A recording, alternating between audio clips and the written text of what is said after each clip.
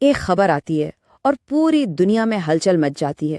ایران کے ایٹمی پلانٹ کے بہت قریب ایک پروجیکٹائل گرتا ہے۔ بظاہر تو یہ ایک چھوٹا سا واقعہ لگتا ہے، لیکن اس کے اثرات عالمی سطح پر محسوس کیے جاتے ہیں۔ تو چلیے آج اس معاملے کی گہرائی میں اترتے ہیں۔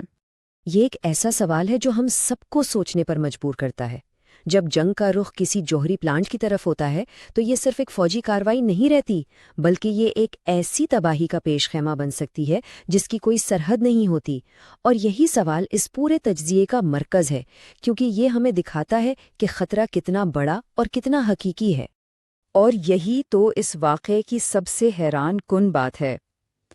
ذرا سوچئے، ایک میسائل گرتا ہے، اس سے کوئی جانی یا مالی نقصان نہیں ہوتا، لیکن وہ ایک عالمی بحران کو جنم دے دیتا ہے۔ آخر ایسا کیوں ہوا؟ آئیے دیکھتے ہیں۔ تو سب سے پہلے بات کرتے ہیں بوشہر کے واقعے کی۔ آئیے دیکھتے ہیں کہ اس دن زمین پر اصل میں ہوا کیا تھا جس نے پوری دنیا کو تشویش میں مبتلا کر دیا۔ دیکھیے، یہ بات بہت اہم ہے کہ یہ حملہ پلانٹ کے اہم ری ایکٹر کے بہت قریب ہوا۔ بھلے ہی یہ بیرونی حدود میں گرا، لیکن اس کی نزدیکی نے خطرے کی تمام گھنٹیاں بجا دی تھیں۔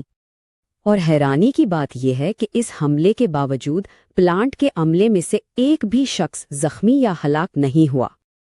اور صرف یہی نہیں، پلانٹ کی عمارت کو بھی کوئی ساختی نقصان نہیں پہنچا، 0 کیجویلٹیز، 0 ڈیمیج۔ تو پھر سوال یہ پیدا ہوتا ہے کہ دنیا بھر میں تشویش کی لہر کیوں دوڑ گئی؟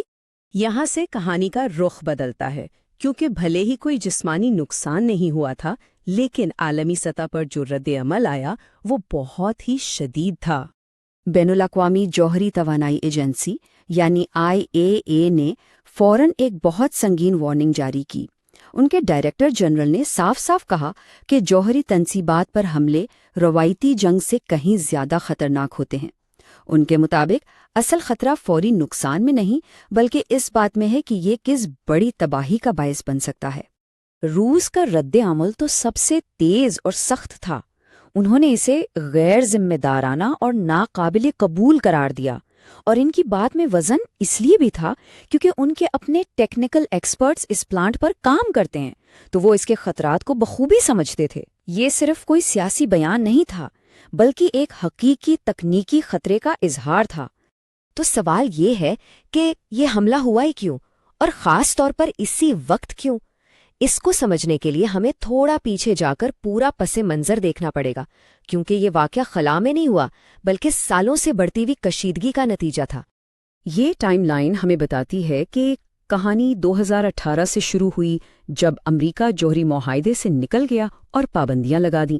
پھر جون 2025 میں ایرانی جوہری ٹھکانوں پر حملہ ہوا، اور پھر مارچ 2026 میں بوشہر پلانٹ کے قریب یہ پروجیکٹائل گرا۔ یعنی یہ کھچدگی ایک دم سے نہیں بڑھی، بلکہ سالوں سے پک رہی تھی۔ اور اسی کشیدگی کے بیچ ایک بہت عجیب تضاد تھا۔ ایک طرف یہ تاثر دیا جا رہا تھا کہ ایران کمزور ہو چکا ہے، لیکن دوسری طرف فوجی کارروائیوں کا سلسلہ جاری تھا جو ایک بڑے خطرے کی نشاندہی کر رہا تھا۔ یہ دو مختلف حقیقتیں ایک ساتھ کیسے چل رہی تھیں؟ یہ تضاد سب سے زیادہ واشنگٹن کے اندر نظر آیا۔ امریکی انٹیلیجنس کی رپورٹس کچھ اور کہہ رہی تھیں اور سیاسی بیانات کچھ اور۔ انٹیلیجنس کہہ رہی تھی ایران کمزور ہے، جبکہ صدر کہہ رہے تھے کہ ایک فوری جوہری خطرہ ہے۔ اور جب انٹیلیجنس اور پالیسی میں اتنا بڑا فرق ہو تو زمینی صورتحال مزید غیر مستحکم اور غیر یقینی ہو جاتی ہے۔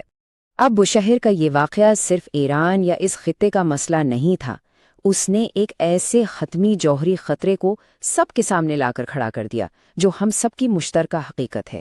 یہ وہ خطرہ ہے جو کسی ایک ملک تک محدود نہیں رہتا۔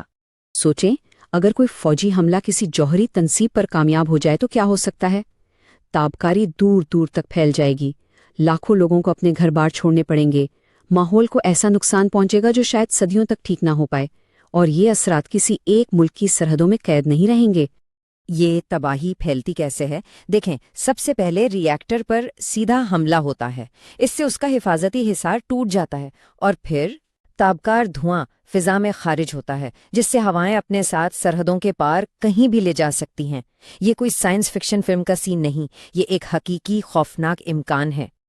اور ہمیں یہ بھی نہیں بھولنا چاہیے کہ ان پلانٹس میں عام لوگ کام کرتے ہیں. وہ انجینئرز، تکنیکی ماہرین اور مزدور ہیں جو روزانہ اپنی جان خطرے میں ڈال کر وہاں موجود ہوتے ہیں، اور کسی بھی حملے کی صورت میں سب سے پہلے وہی متاثر ہوتے ہیں. تو آخر میں ہم اس سوال پر واپس آتے ہیں، یہ واقعہ کیا تھا؟ کیا یہ صرف ایک حملہ تھا یا ایک انتباہ، ایک ایسی وارننگ جس پر دھیان دینا ہم سب کے لیے ضروری ہے؟ اسی لیے بش شہر کے واقعے کو ایک فلیش پوائنٹ کہا جا سکتا ہے، یعنی یہ وہ چنگاری تھی جو ایک بہت بڑی آگ بھڑکا سکتی تھی. بھلے ہی کوئی نقصان نہیں ہوا، لیکن یہ انتہائی خطرے کا ایک لمحہ تھا جو تاریخ کا رخ بدل سکتا تھا. تو آخر میں سوال یہی رہ جاتا ہے، یہ واقعہ ایک واضح پیغام تھا کہ جوہری تنصیبات جنگ کے میدان سے باہر ہونی چاہیے. لیکن کیا دنیا کے رہنما اس اعتبار کو سنیں گے؟ اس کا جواب تو شاید آنے والا وقت ہی دے گا.